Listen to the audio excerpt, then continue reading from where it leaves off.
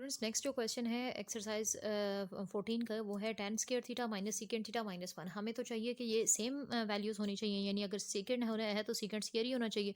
तो हमें आइडेंटिटी पता है कि 1 प्लस tan स्क्वायर थीटा किसकी इक्वल होता है, सीकेंड स्क्वायर थीटा के। ठीक है, तो यहाँ से tan स्क्वायर की वैल्यू क्या बनेगी, सीकेंड स्क्वायर थीटा माइनस 1। तो इस tan स्क्वायर की जगह हम लिख देंगे सीकेंड स्क्वायर थीटा माइनस 1, और ये है minus secant theta minus 1 is equals to 0। ठीक है, हमने क्या किया है, हमने यहाँ पे जो tan स्क्वायर है उसको हमने सीकेंड स्क्वायर थीटा माइनस 1 लिख लिया।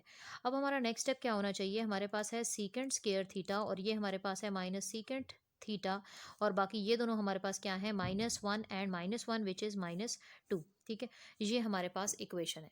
अब इसको फर्दर हमें ऐसा क्या सिंप्लीफाई करें कि ये हमारे पास रिजल्ट दे दे। तो अगर हम लोग इसकी मिडिल टर्म ब्रेक करें तो हमें पता है कि 2 इसका फैक्टर है, तो 2 1 2, यानी 2 और 1 ही फैक्टर हैं। तो मिडिल टर्म को हम कैसे ब्रेक करें, हम कहते हैं कि अगर हम इस सीकेंड थीटा को लिखते हैं -2 सीकेंड थीटा और प्लस सीकेंड थीटा। ठीक है, तो इससे ये हमारी मिडिल टर्म क्या हो सकती है, ब्रेक हो सकती है।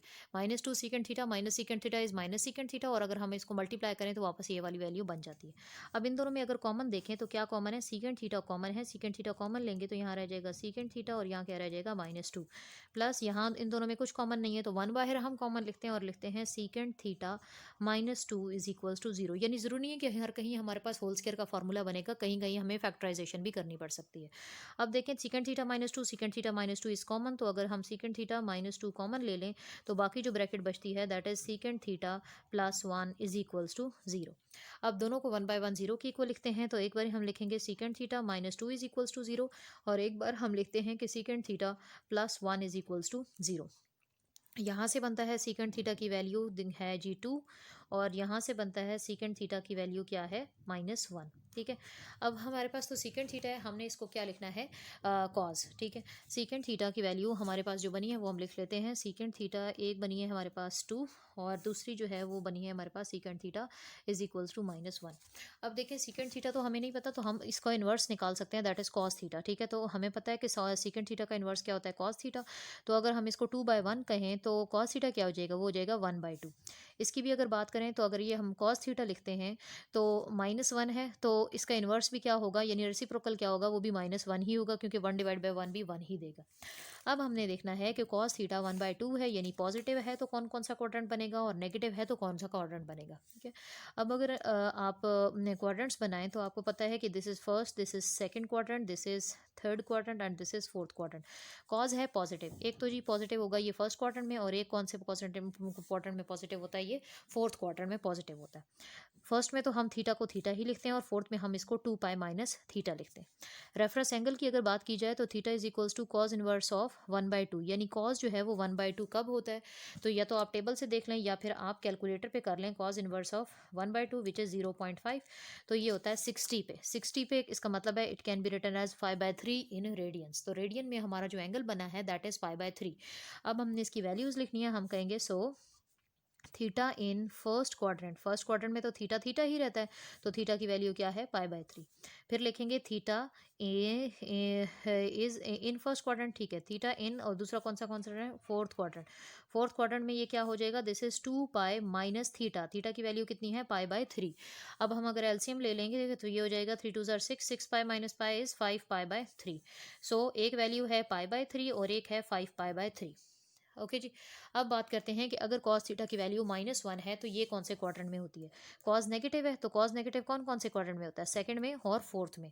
सेकंड में जो हमारे पास वैल्यू होती है उसको हम पाई माइनस थीटा लिखते हैं, और फोर्थ में जो होती है उसको हम पाई प्लस थीटा लिखते हैं। अब आपने ये देखना है कि थीटा जो है कॉज इनवर्स ऑफ किसका देखना है, हमने -1 का नहीं, minus is just to show that it is negative. ठीक है, 1 कॉज इनवर्स ऑफ 1 अगर आप देखें तो कॉज इनवर्स ऑफ 1 होता है 0। ठीक है, थीटा की वैल्यू क्या आ गई, 0। रेफरेंस एंगल क्या है, 0।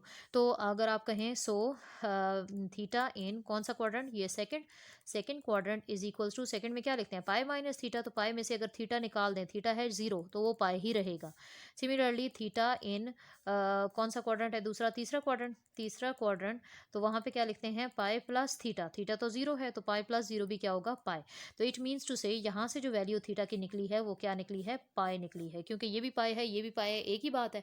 और यहाँ से जो वैल्यूज़ निकली हैं वो ये हो जाएंगी। तो हम कह सकते हैं कि theta in the first quadrant is π/3 and fourth quadrant is 5 π/3 and theta in the which quadrant is this, second and third quadrant is pi. ठीक है, तो इस तरीके से ये इसका सोल्यूशन सेट हो जाएगा। क्वेश्चंस कहेंगे 14 एक्सरसाइज के वो हैं जी, 2 sine theta plus cos square theta minus 1, इसका भी सोल्यूशन निकालना है।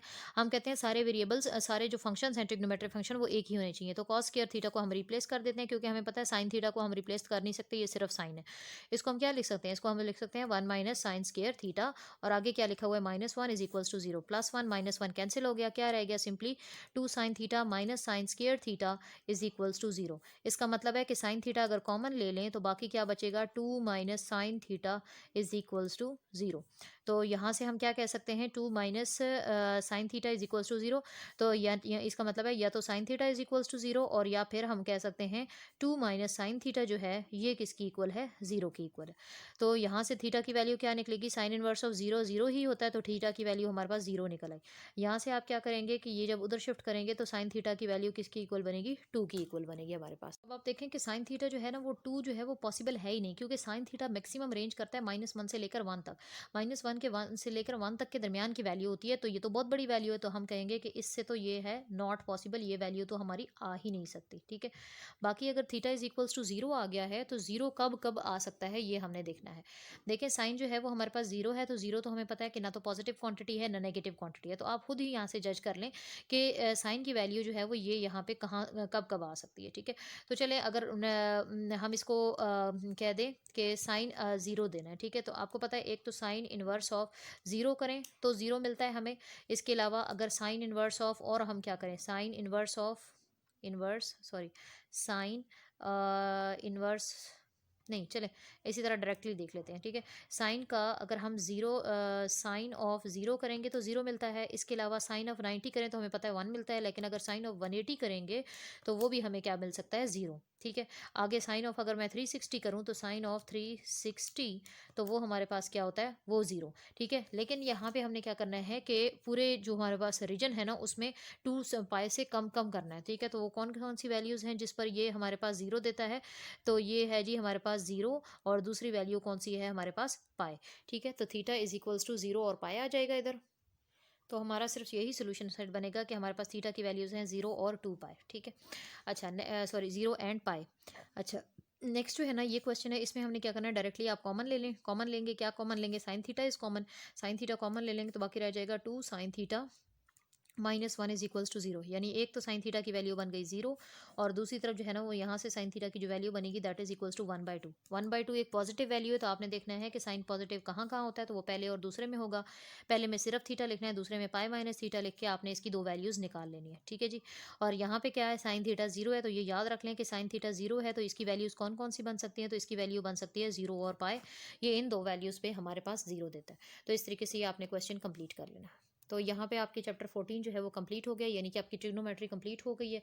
ट्रिग्नोमेट्री आपने अच्छे तरीके से करनी है, तो फिर हम इसके बाद 3 चैप्टर स्टार्ट करेंगे।